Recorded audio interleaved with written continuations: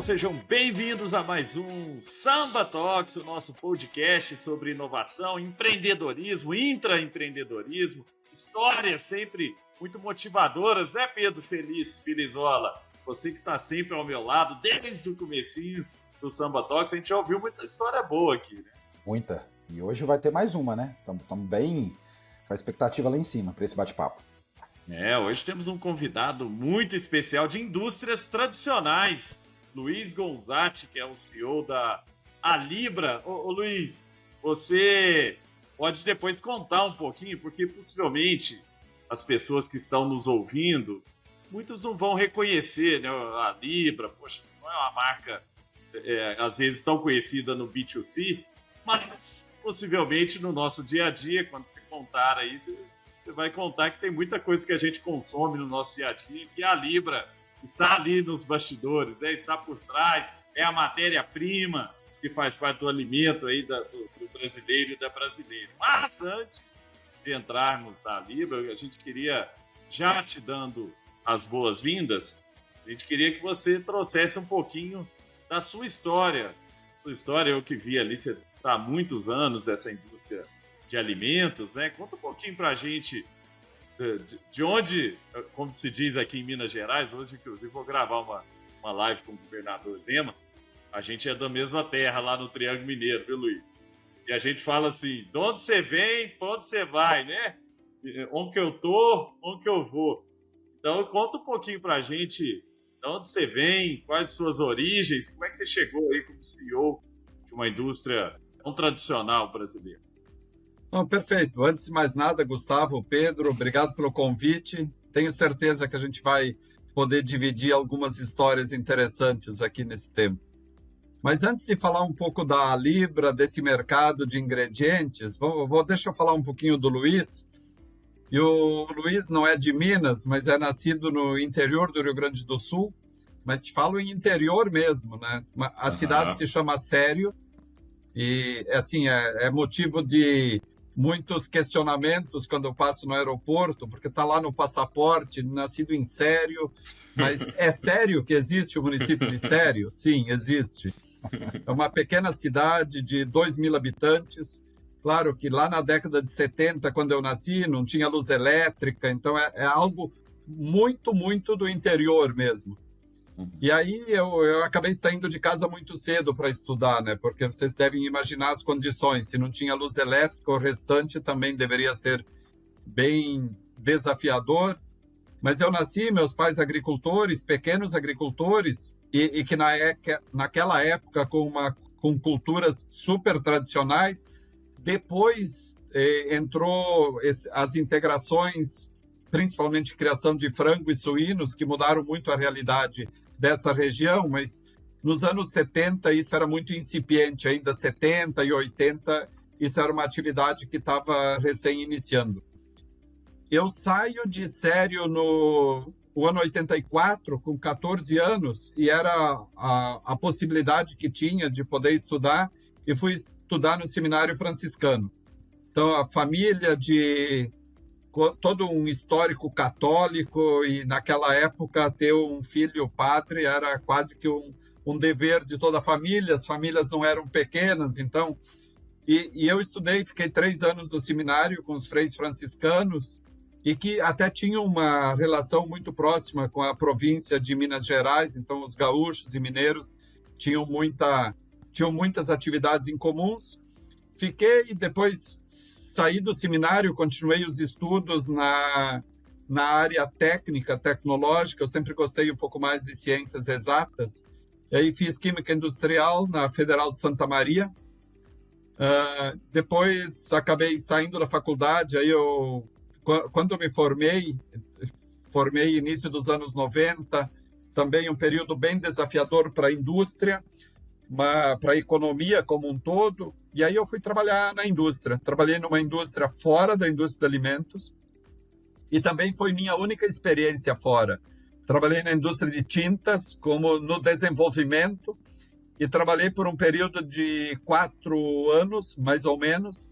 E aí veio a oportunidade de trabalhar com revenda de produtos alimentícios, de ingredientes alimentícios, na verdade, junto com o distribuidor E eu, que até então não tinha considerado a possibilidade de ingressar na área comercial, me interessei pelo projeto, pela oportunidade.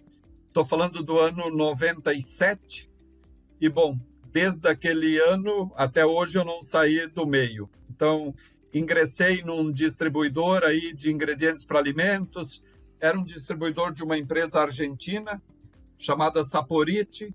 Bom, depois o mundo avançou, eu acabei ingressando na empresa, a gente abriu o sucursal no Brasil, fiquei 10 anos, a gente construiu todo um negócio no Brasil com essa empresa, porque desde o início de começar a trazer amostras para o Brasil, até começar o negócio efetivamente de venda, ampliar o negócio para produção, para abrangência nacional, precisa um tempo, mas tem histórias curiosas dessa época aí, e só deu certo porque eu não conhecia nada de ingrediente, a empresa não conhecia do mercado brasileiro, então a gente aprendeu juntos aí, e foi um período assim de ir a Buenos Aires buscar amostra sem sair do aeroporto, pegar 20, 30 quilos de amostra, trazer para o Brasil, uma época bem difícil, mas que tinha uma super conexão.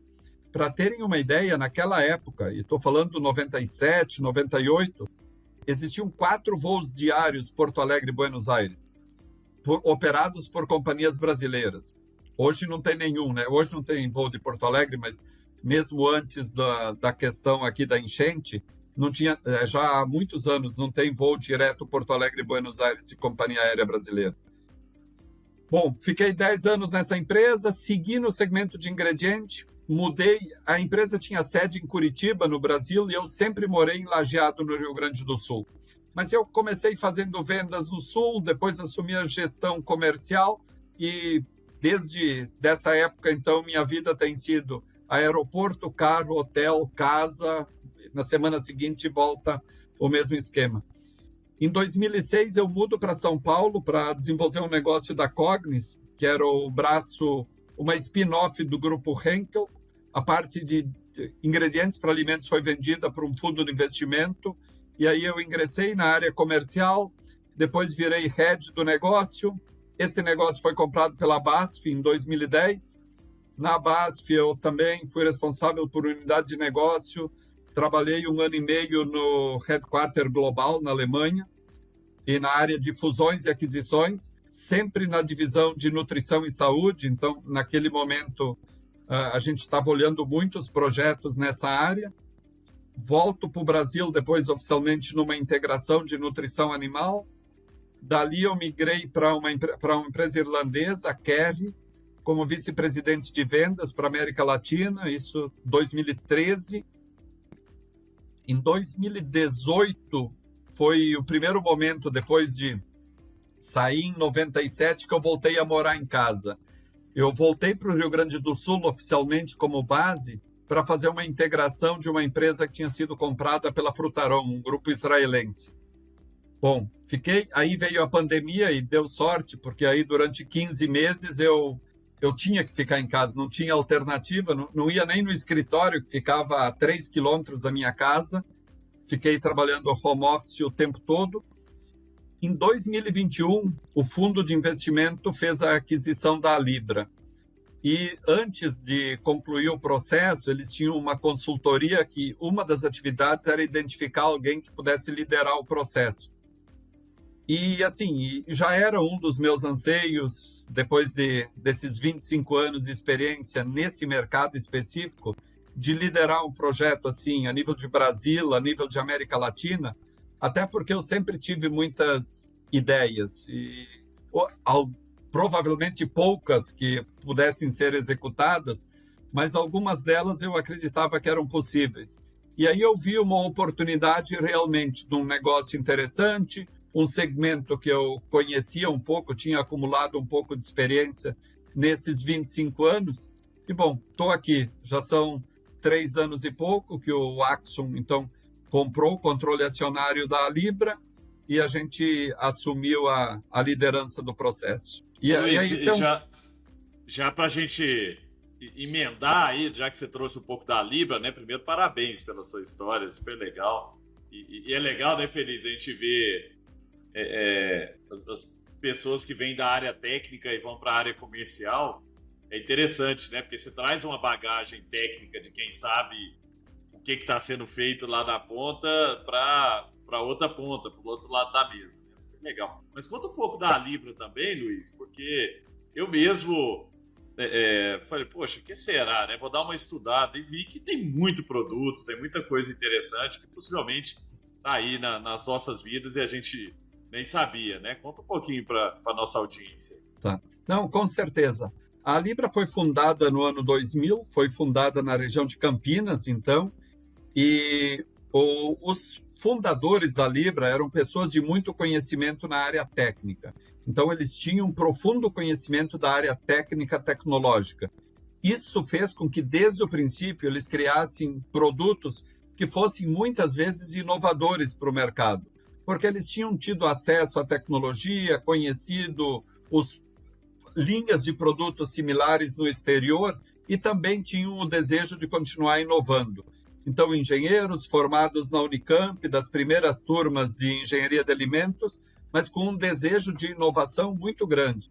Então, a Alibra já nasceu com esse viés de inovação. Então, a Alibra inicia, e é curioso isso, porque na fundação, no ano 2000, a empresa inicia com um produto para consumidor, no B2C. Então, era um composto lácteo produzido para consumidores. Esse composto, com a marca Merilu, continua no mercado até hoje. A Alibra mantém esse produto. Claro que no início era 100% do negócio, hoje é uma fração muito pequena do negócio, mas ele continua. Então, a Alibra não perdeu a essência inicial. Mas a Alibra desenvolveu todo um pacote de soluções de ingredientes para a indústria alimentícia, muito focada em desenvolver tecnologias na cadeia láctea. Então, esses fundadores da empresa, à medida que foram conhecendo das tecnologias que se utilizavam na Europa, perceberam que já era algo comum na indústria usar as frações do leite. Então, o leite não era mais comercializado, como nós falamos no Brasil, em caixinha. Já era comercializada a gordura por um lado, o açúcar, a lactose por outro, a proteína por outro. Então, o que eles fizeram foi trazer essa tecnologia que tinha lá fora e tentar avançar com esse modelo aqui no Brasil. Então, desde o princípio, a gente tem as tecnologias e agrega a essas tecnologias produtos ou formulações que atendem necessidade específica do mercado. Então, eles começaram com a tecnologia de secagem, spray dryer, que o primeiro produto foi secar leite. Ok, tem leite em pó. Bom, depois vamos secar soro. Temos o soro em pó. Mas, ok, com o passar do tempo, foram surgindo necessidades mais específicas. E aí a empresa foi evoluindo no sentido de secar soluções mais específicas. Então, hoje eu faço desde compostos lácteos, que são parte de matéria-prima láctea e parte não láctea para uso industrial. Por exemplo, para sorvete, para panificação, para a indústria de chocolate. Eu fui secando gorduras, tanto óleos e gorduras vegetais, para produtos de nutrição enteral, por exemplo, que precisam um suporte de óleos essenciais, de óleos em pó, quanto para produtos de uso industrial. Então, o Brasil hoje importa a maioria das gorduras em pó do leste europeu ou dos Estados Unidos. E a Alibra desenvolveu produtos secados localmente. Então, hoje eu tenho óleo de soja em pó, óleo de canola em pó, esse tipo de produto. Então, usando a tecnologia básica que nasceu para secar soro, hoje eu seco óleos, gorduras e proteínas. Por exemplo, a Alibra é a única produtora de caseinato, de sódio e cálcio. O caseinato é uma proteína do leite e que se usa muito barras de cereais, essas bebidas de alto conteúdo proteico, se usa em nutrição clínica, nutrição enteral e também se utiliza no chantilly em caixinha, como um agente de aeração. Ele tem também uma propriedade funcional. Então, esse tipo de produto, a Alibra até hoje é a única produtora no mercado nacional. E foi tudo derivado dessa tecnologia desenvolvida pelos fundadores. Não, mas essa é só uma parte do negócio. Eu não sei, eu estou me estendendo muito. Não, mas a gente... Aí tem uma outra tecnologia que são queijos análogos e queijos processados. Então, a partir da proteína do queijo, a gente usa isso como se fosse o chassi do produto e eu desenvolvo soluções específicas. Então, eu quero fazer um queijo que eu possa usar num produto frito, mas que o queijo não saia da massa. Bom, esse queijo tem que ter propriedades específicas. Esse tipo de produto, a gente tem a capacidade de desenvolver a produção disso no Brasil. E muitos desses produtos, a gente é um dos maiores produtores. Você citou aqui vários alimentos que fazem parte do meu dia a dia que eu adoro, né, Augusto? Você que me conhece há muito tempo sabe que eu não vivo sem chocolate e sorvete, né? Falou de bebida proteica, de queijo, como bom mineiro daqui a gente gosta bastante. Então, feliz de saber que a Libra faz parte do nosso dia a dia. Mas, Luiz, eu quero entrar numa parte que o Gustavo tocou também, que foi muito legal, porque, assim, fica muito claro o seu conhecimento técnico, né? E logo quando você chegou e assumiu essa operação, acho que você veio com um objetivo claro de expansão, né? E a gente estudando sobre isso, a gente tem visto que vem dando certo, né? Pelo que eu li, depois até você me corrige se eu estiver falando alguma besteira, mas são algumas centenas de milhões de faturamento, 70% de crescimento ano contra ano. E eu acho que isso tem a ver, obviamente, com toda a parte do preparo, manuseio técnico, né, que é o que você acabou explicando aí de forma muito didática para a gente, mas também tem boas práticas de gestão, né? Porque, como você contou na sua história, você vem nesse lado de gastar a sola de sapato, de ser o vendedor raiz, de desbravar o mercado com facão e bússola, né, Gusto, como a gente costuma falar. Então, a nossa audiência aqui, Luiz, ela é composta mais de empreendedores executivos, que ficam sedentos por querer saber as boas práticas, né, os hacks. Então, se você puder contar aqui para a gente um pouco mais como que foi, né, observar as tendências de mercado, mas também colocar em prática todo esse conhecimento que você teve de gestão, de negócios, acho que vai ser bem valioso.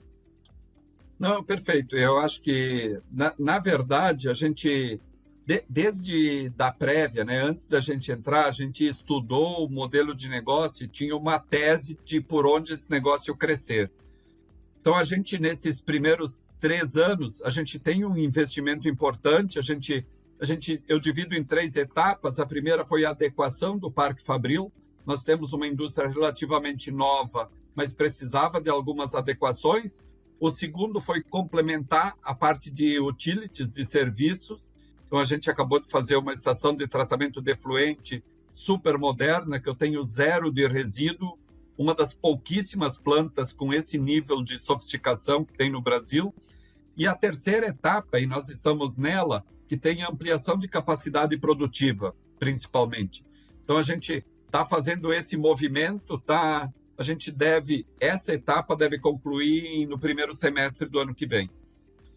Do ponto de vista de gestão, você tem razão, a gente tem um crescimento importante, esses 70% é o crescimento desse período que nós estamos, porque também pegamos uma deflação muito forte dos lácteos. Então, esse crescimento seria de 100% sem a deflação, mas a gente pegou uma deflação importante e acompanhou. Desde a nossa entrada, a gente estava querendo sofisticar um pouco mais o negócio. Ou seja, nós entendemos que dominamos tecnologias para a gente fazer produtos mais elaborados e acabar com uma prática de mercado que ainda é muito forte, da gente importar muita matéria-prima, mesmo tendo os materiais básicos aqui. Então, eu exporto óleos e importo gordura em pó. Eu exporto milho e depois eu importo derivados de milho. Lácteos, a comparação não vale muito porque eu quase não exporto, né? Mas a gente tenta ser um exportador de soluções lácteas. Eu acho que a gente contribui bem com a balança comercial, embora pequena, de lácteos. Então, a gente fez uma aproximação maior com os clientes targets, os clientes alvos da empresa. Então, a gente mudou o modelo de venda, a gente passou a ter muito mais força própria de vendas, porque nós entendemos que esses projetos mais difíceis, eles envolvem um trabalho que é muito mais do que simplesmente de apresentar o produto. É apresentar o conceito, é desenvolver em conjunto, é entender para onde que o mercado está indo e é desenvolver e poder entregar uma solução. Todo esse conjunto demanda mais tempo. E aí, a estrutura da empresa estar claramente fazendo isso tem maior chance de sucesso. Então, eu tinha lá no passado boa parte das vendas, e a empresa só cresceu por conta disso, por representantes comerciais. Eles continuam na empresa, mas em número muito menor, e eu atendo grande parte do mercado com força de vendas próprias em projetos muito mais demandantes. Então, hoje eu tenho projetos que demandam mais, e para isso eu reforcei a equipe de pesquisa e desenvolvimento, reforcei a estrutura de marketing, eu reforcei a estrutura de laboratórios de aplicação, porque eu preciso dar mais serviço para os clientes, mas eu, com esse nível de serviço que eu consigo dar hoje, eu consigo atender das 100 maiores empresas de alimentos que operam no Brasil, eu atendo mais da metade delas. E entre os 10 maiores clientes meus, 5 são das maiores empresas de alimentos do Brasil. Mesmo sendo uma empresa nacional, com todos os recursos nacionais, a gente conseguiu estabelecer. Temos certificações de qualidade hoje do FSC 22000, que é um dos parâmetros mais elevados para a nossa indústria. Desculpa, só para complementar. Além disso, a gente fez um trabalho de otimização. Isso é, a gente olhou para o nosso portfólio, o que nós realmente somos competitivos e o que nós não temos diferencial nenhuma. E aí a gente reduziu o portfólio, e também a gente não consegue atender todos os mercados que a gente imaginava poder atender. Então, eu também restringi alguns mercados. Por exemplo, eu tenho pouquíssimo produto para a indústria de bebidas. Então, eu não vou atender a indústria de bebida, eu vou atender as indústrias onde que eu realmente tenho diferenciais. E esse foi o nosso principal trabalho nesses 3 anos. E só complementando, para o próximo ciclo, e eu vou dividir ciclos de 3 anos, para o próximo ciclo, nós apostamos muito forte no crescimento, de novo, porque agora eu vou ter capacidade produtiva. Nesse momento, eu estou 100% ocupado. Então, o crescimento fica bastante limitado. Mas a partir de novembro, e a minha equipe sabe disso, nós começamos a ter novas capacidades. Então, eu tenho que buscar novos clientes, novos negócios, e o nosso crescimento vai vir muito de produtos mais elaborados e um foco grande no food service. O food service sofreu bastante na pandemia, a questão de alimentação fora do lar sofreu muito, porque as pessoas tinham pouco convívio ou tinham menos, mas a gente acredita que tem muito espaço ainda, tanto para o food service tradicional, como para novas formas de food service, desde a pessoa que começa a elaborar sua marmita em casa para levar para o trabalho. Todos esses formatos de negócio nós pretendemos e estamos trabalhando para estar presentes. Muito legal o que você está trazendo. Você trouxe um ponto sobre pesquisa e desenvolvimento. A gente é do mundo de software aqui, né? A Samba trabalha com software, o Pedro também está na indústria de software para loyalty, né? Para lealdade do consumidor. E a gente entende que a lógica do software ela é diferente, né? A gente tem aqui no nosso mundo esse conceito de fail fast, né? Falha rápida, experimentação, prototipação rápida. Como é que é isso numa indústria que é regulada, que você tem um monte de regras para seguir, né? Mas ao mesmo tempo, o que você está trazendo, você também precisa inovar. O cliente também na ponta, que muitas vezes é o cliente do seu cliente, ele tem demandado alimentos funcionais. Aqui em casa, por exemplo, a gente tem consumido muito alimento funcional, ele tem escolhido alguns alimentos com mais qualidade, com menos coisas, né, artificiais, ou processadas, ou hiperprocessadas e tudo mais. Como que vocês têm se adaptado a essa realidade e como é que funciona experimentação no mundo da indústria? Né? Eu lembro de uma vez estar na Califórnia e vi uma empresa lá que fazia era um líquido que você não precisava comer mais. As startups lá, o pessoal falou, não, você não almoça mais não, você toma esse shake aqui, ele tem tudo o que você precisa para o seu dia, de sais, de gordura, de proteína, não sei o que, era uma mistura. Mas o que era interessante dessa startup que faz o shake? Eles faziam versões. Aí o cara falou, não, a minha versão é a 4.2.1, que eles já adicionaram um ingrediente novo. E eu nunca tinha visto isso no mundo de indústria. Até um dia eu entrevistar aqui o fundador da Fazenda Futura, como é que é? O Marcos Letta. O Marcos Letta, e o Marcos me falou que eles têm feito versionamento também, né, dos seus produtos e tal. Isso aqui é uma versão 2.0, isso aqui é parecido com software. Isso funciona? Vocês já têm testado assim? Como é que você tem reduzido o ciclo de desenvolvimento de produto para conseguir prototipar, experimentar, colocar lá na mão do cliente cada vez com mais velocidade e, lógico, mantendo a qualidade que vocês, né? Portanto, tem essa preocupação. Não, Gustavo, essa é uma excelente questão e eu acho que talvez seja um dos maiores desafios da nossa indústria. A alimentação talvez o traço cultural mais forte da nossa sociedade. E cultura é uma questão que demanda tempo. Então, assim, essa indústria tem espaço para experimentação, tem nichos de mercado para produtos ultra inovadores, mas a indústria, por essência e de base, é uma indústria conservadora. Então, você tem regiões que, desde os ancestrais, se alimentaram com trigo, e a base da alimentação continua trigo, mesmo sendo países super, hiper, mega desenvolvidos. Você tem uma base de alimentação que, embora eu, como da indústria, eu gosto de experimentação, eu também sou muito tradicional. A base da minha alimentação ainda são saladas, arroz e feijão. Então, tem toda uma questão que eu diria que nessa indústria, diferente de outras indústrias, o tradicionalismo, essa questão do conhecimento, esses hábitos de cultura que se desenvolvem e acompanham gerações, ele é muito presente. Claro que e tem públicos específicos. Então, você tocou no assunto. Nós estamos falando aqui de uma parte da sociedade, por diversas razões, entende que carne tem... buscando alternativas para a carne. E isso, em algum momento, foi um boom, que parecia que metade da sociedade ia para esse lado, e você que esteve na Califórnia, nos Estados Unidos, isso chegou antes que aqui, é uma onda que passou, e, de novo, agora o mercado vai se acomodar, tem uma parcela da população que tem hábitos de consumo próprio, mas a grande massa, a grande parte da população é muito tradicional.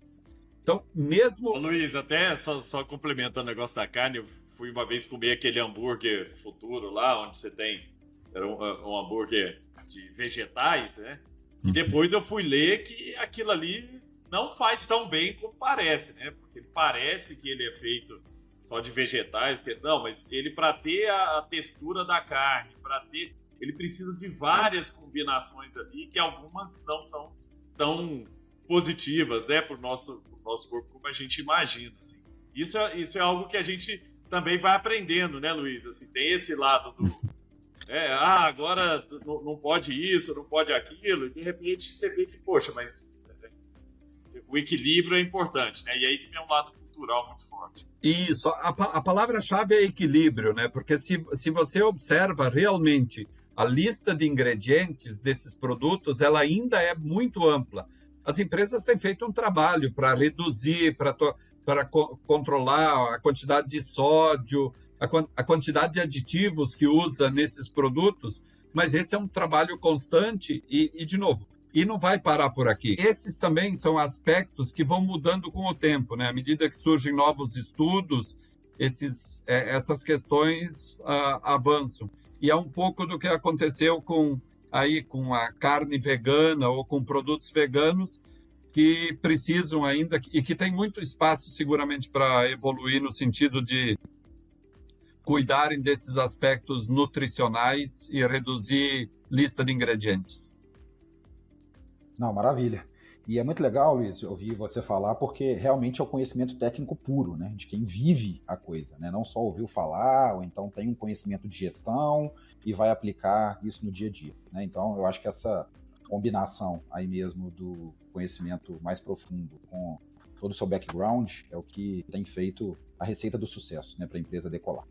Mas eu queria puxar, Luiz, um outro tópico aqui, que é o relacionamento com o cliente. Por quê? Acho que o Gustavo vai concordar comigo, um dos principais desafios da indústria, dos fornecedores da indústria, é ter o feedback da ponta, né, de quem consome o produto. E são várias camadas, vários layers, né, nos primórdios da samba, né, e eu tive o privilégio de trabalhar, a gente também viveu isso, né, a gente era um revendedor de joguinhos para celular, então a gente não tinha o contato lá com quem baixava, a gente dependia da operadora para saber se estava tendo sucesso ou não, como é que era a usabilidade, o que a gente ia colocar de destaque. Eu acho que, né, esse desafio deva ser parecido com vocês. Mas como que é isso, Luiz? Como é que vocês conseguem realmente sentir ali o termômetro, a temperatura, se o cliente, se não é? Se esse é um caminho que vocês querem trilhar, ou se não, realmente fica o feedback mesmo dos distribuidores, da indústria, até para matar produto, né? Como é que é esse processo? O feedback é de quem? Né? Como é que vocês avaliam o Unit Economics para poder tomar as decisões? Não, perfeito. E eu vou considerar o nosso negócio como sendo B2B. O produto de B2C é uma parte super pequena do negócio. Nesse, nós temos uma interação com o consumidor, mas é limitado. Mas no core do nosso negócio, que é o B2B, embora a gente gostaria muito de ter esse contato de maneira muito mais próxima com o consumidor, ele realmente é limitado. Então, a gente usa algumas ferramentas e aí de inteligência de mercado para conseguir esse contato. A gente tem a nossa própria experimentação, então a gente faz avaliação sensorial dos nossos produtos com clientes, junta com outro parceiro que tem uma tecnologia que ela é complementar e juntos a gente avalia o mercado.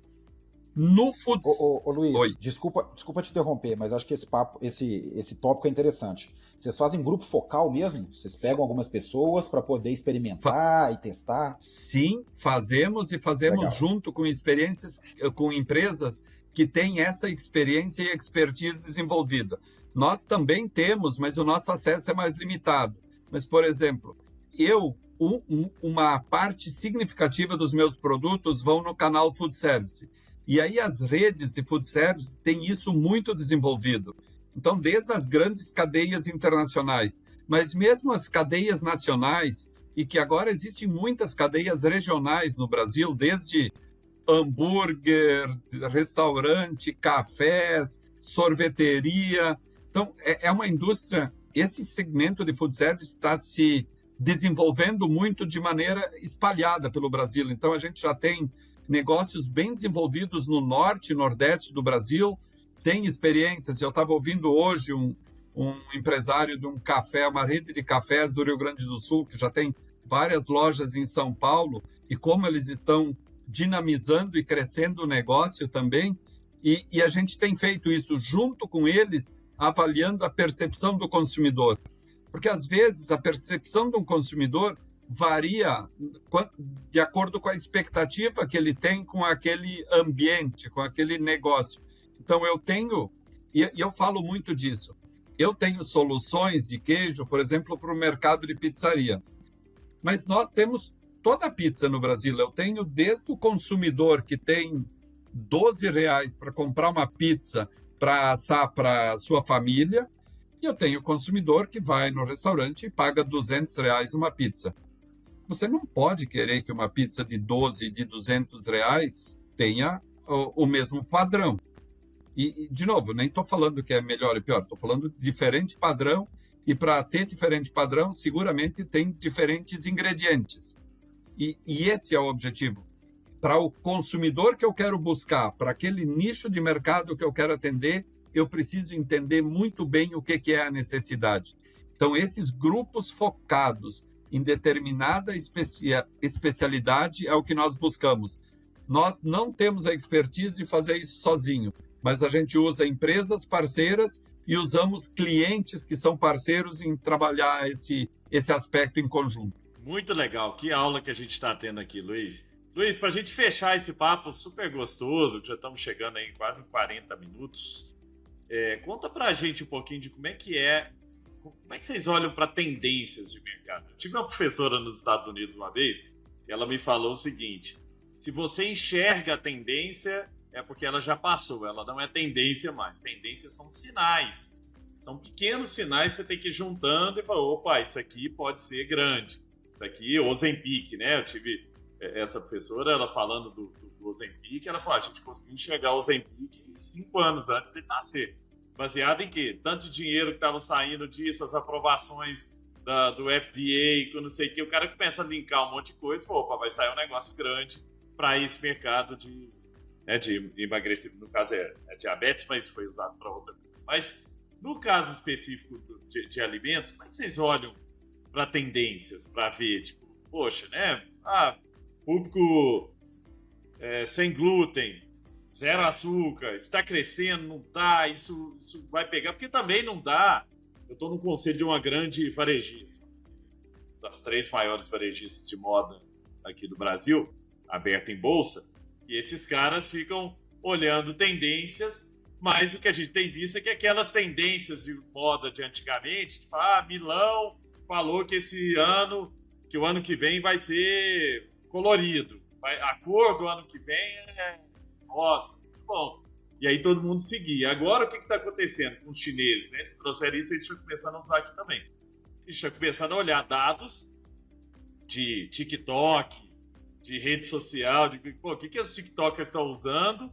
Vamos prototipar aqui, vamos fazer vestidinho nesse formato, vamos ver se liga. A gente tem diminuído muito esse tempo. Mas como é que funciona na indústria de alimentos?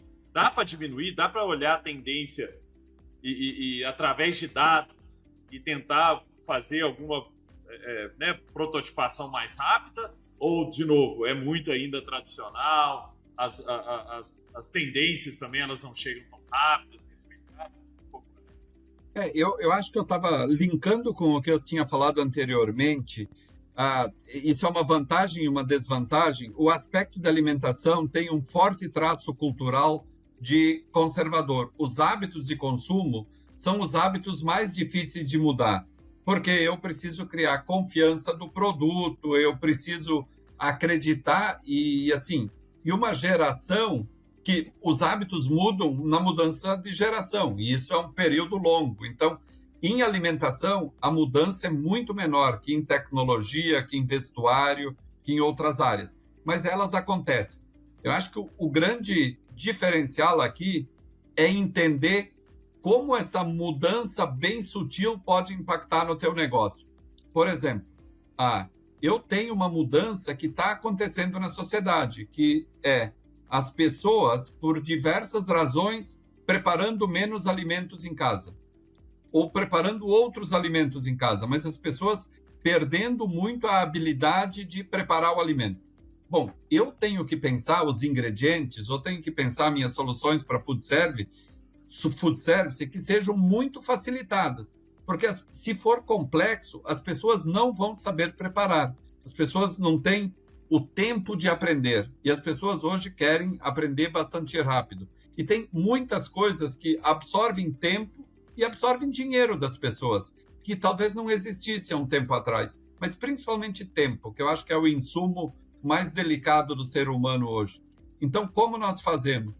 Como a gente não tem uma superestrutura global para pensar, nós pensamos, bom, o que é o perfil demográfico e de renda dessa população? Nós estamos no Brasil, onde que nós tivemos, desde a pandemia, uma inflação muito forte dos alimentos. Bom, as pessoas têm menos dinheiro para gastar em comida. Esse é um fato. Se não tivessem entrado outras necessidades para as pessoas, tipo Betis. Betis está levando um dinheiro da população, que parte dele era usado em alimentação.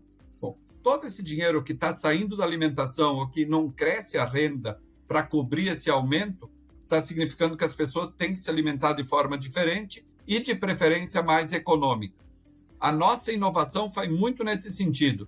Como é que eu posso ajudar as pessoas prepararem mais fácil o seu alimento, poderem se alimentar de maneira saudável, mas de maneira mais barata? Porque se a gente olha no Brasil, mas não é só no Brasil, mas eu estou falando principalmente Brasil e região América Latina, tem os produtos de menor valor agregado, ou os produtos que são o diferencial as pessoas podem perceber são os que estão crescendo. Então, nós temos um crescimento da alimentação básica ou de um claro benefício de saúde, tipo produtos ricos em proteína. Essas bebidas lácteas com alto conteúdo de proteína cresceram muito nos últimos depois da pandemia, porque o consumidor associou muito proteína com saudabilidade. E é uma associação que faz muito sentido. E isso criou um nicho de mercado que a própria indústria demorou um pouco para perceber, e incluindo a nossa indústria. E a gente, quando percebeu o movimento, acompanhou o movimento, mas sempre, digamos, nós não fomos os indutores desse movimento. A grande questão em inovação é você conseguir ser o indutor, você conseguir ter uma ideia, um conceito, uma aplicação, e aí você direcionar a indústria. Então, durante um tempo, os produtos veganos fizeram isso. Então, as indústrias desse tipo de produto, do hambúrguer vegano, cresceram exponencialmente. Depois veio o tempo de acomodação. Mas você conseguir induzir o crescimento de um segmento é super importante, mas em alimentos é bem, bem difícil. Porque naturalmente é uma indústria mais conservadora. Eu diria que a inovação vem muito mais de você olhar o negócio completo, mudar a forma de vender, conhecer melhor o consumidor, então você conseguir acessar melhor esse consumidor. Se eu consigo, com uma ferramenta de coleta de dados ou de inteligência artificial, saber exatamente qual o consumidor que consome o meu ingrediente, eu vou ter a chance de desenvolver essa indústria ou desenvolver a minha indústria na indústria de alimentos de maneira muito mais eficiente. Mas ainda é um trabalho, digamos, que ainda requer muito sacrifício, muito esforço. Seguramente, nos próximos anos, ferramentas que vão dar mais granularidade do consumidor vão facilitar muito o trabalho dessa indústria. Eu diria que é um movimento que já está acontecendo, a gente está começando a olhar ele com mais atenção para participar, mas é incipiente ainda. Muito bom. Luiz, só para a gente fechar agora de verdade, já prometi para a nossa audiência, mas está muito legal. E eu tenho mais uma pergunta que a gente gosta de fazer aqui, eu Filizola, que é sobre o futuro. E a gente pede, Luiz, geralmente para o executivo, tirar o chapéu da indústria para que você não tenha nenhuma responsabilidade na sua resposta. Pode falar o que você quiser, não está atrelado a Libra ou qualquer negócio que você esteja envolvido, é a sua opinião pessoal. Como você acha que vai ser o futuro da alimentação? Vamos pensar 10 anos, tá? Nós vamos tomar uma pílula e tá resolvido, é um shakezinho, ou não, são alimentos, por exemplo, eu gosto muito desses alimentos que dão uma hackeada no cérebro. Assim. Aí nos Estados Unidos tem barrinhas que aumenta a sua potência cognitiva, começa a ter várias coisas funcionais que são interessantes porque você come, é gostoso, por exemplo, as barrinhas Bold aqui do interior de Minas, né, de Vinópolis. Os caras estão crescendo pra caramba, é uma delícia. Pedro Filizola, que é marombeiro, ele utiliza, viu, Luiz? Muita frequência, porque tem proteína, mas é boa, né? A barrinha é com certeza. Gostosa. E eu tenho comido aqui também um biscoitinho que tem proteína e tudo mais. Então, como é que você vê, Luiz? Você acha que a gente vai para um caminho do alimento vai ser algo, né, uma pílula, alguma coisa bem funcional mesmo, ou a gente vai continuar tendo essa experiência, querendo, né, ter a experiência de se alimentar bem, de comer, ter um bom almoço, um bom café da manhã? Qual é a sua visão? Bom, a minha visão é que a mudança vai ser muito superficial. Gustavo, eu acredito que possa existir um suplemento alimentar, e aí eu não sei como é que vai ser a forma daqui 10 anos. Se vai ser uma pílula, se vai ser um shot, o que vai ser. Então, eu acho que vão existir suplementos para funcionalidade específica, mas a base da alimentação eu acredito muito em mudança muito, muito pequena. Então, a gente vai continuar tendo o momento da alimentação como um momento de compartilhar experiência, de a gente... eu imagino que daqui 10 anos, parte das nossas atividades do dia a dia vão estar feitas por inteligência artificial e a gente vai ter ainda mais tempo para aproveitar o momento das refeições como um momento de interação. Então, eu continuo acreditando que o churrasco, que o pão de queijo, que o cafezinho vão estar existindo, vão ser parte do dia a dia, e a gente, parte da alimentação, vai estar fazendo, olhando para ter menos ingredientes ou a etiqueta mais limpa, com menos ingredientes que se tenha dúvida, mas que os produtos sejam convenientes, fáceis de preparar, que eu consiga preparar mais rápido, mas comer vai continuar sendo uma experiência. E eu acho que os suplementos vão pegar só uma parte muito pequena da experiência. Muito legal. Obrigado, Luiz. Que papo gostoso. E é legal, né, Feliz, a gente conversar com pessoas de indústrias diferentes, porque um dos lemas que a gente tem aqui é que a gente tem que ter repertório, viu, Luiz? Perfeito. Quanto mais diferentes são os mundos, mais a gente acaba aprendendo. Tenho certeza que nossa audiência também, né, Feliz? Com certeza. Eu anotei várias coisas no meu caderninho mágico aqui também, e eu gostei bastante, Gusti, dessa mescla de teoria com prática, né? Então, acho que o Luiz é um acadêmico muito forte, que acabou adquirindo muito conhecimento, mas que conseguiu aplicar, né? E tem um track record muito legal, e à frente de uma indústria que, como a gente viu, né, faz parte do nosso dia a dia aí, um dos prazeres da nossa vida, que é comer, e comer bem. Feliz gosta, viu? Luiz, obrigado. Obrigado por estar aqui com a gente. Não, Gustavo, Feliz aí, eu que agradeço aí a oportunidade. Eu acho que a gente compartilha um pouco do que é a nossa vivência no dia a dia, mas eu acho que vocês, por não serem da indústria, foram muito perspicazes aí nos questionamentos. Eu acho que faz a gente também pensar algumas coisas de maneira diferente. Obrigado mesmo pela oportunidade, e a gente está à disposição. Em algum momento, alguma dúvida, alguma oportunidade de voltar a falar, a gente está por aqui sempre. Que legal. Obrigado pelo carinho, obrigado pelo seu tempo. Pessoal, se você gostou desse bate-papo, e a gente prega isso e é verdadeiro, escute coisas de mundos diferentes. Luiz, eu estou no conselho de um banco, estou no conselho de uma indústria de varejo, fui do conselho de uma siderúrgica, estou no conselho de uma indústria de bateria, estou no conselho de uma empresa de logística. Nunca trabalhei com nada disso. Mas por que o povo pergunta, Gustavo, por que o povo te chama para trabalhar, né, para estar no conselho dessa empresa? Porque a gente tem repertório. Porque eu aprendi a ouvir outras coisas e falar, poxa, olha que legal o que eles estão fazendo, né, em outra indústria. A gente tende, a minha família é toda de médicos, e médico é assim, ó, médico casa com médico, só vai em evento de médico, só começa assunto de médico. Felizola tem a família de médico assim também. E trabalhei com médico também, né? Então, vai sair bem. Né? E acaba que a gente... E o médico, muitas vezes, quando ele adquire algum conhecimento fora, meu irmão é cirurgião plástico.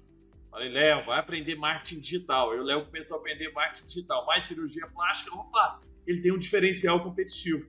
Então, aprender a olhar para outras indústrias, não como, mas isso é uma indústria tradicional, não, isso aqui não funciona no meu mundo, mas trazer o conhecimento, né, que você está trazendo aqui para a gente e tentar aplicar algumas coisas nos nossos negócios, isso que traz diferencial competitivo. Pessoal, espero que tenham gostado. Um abraço e até a próxima.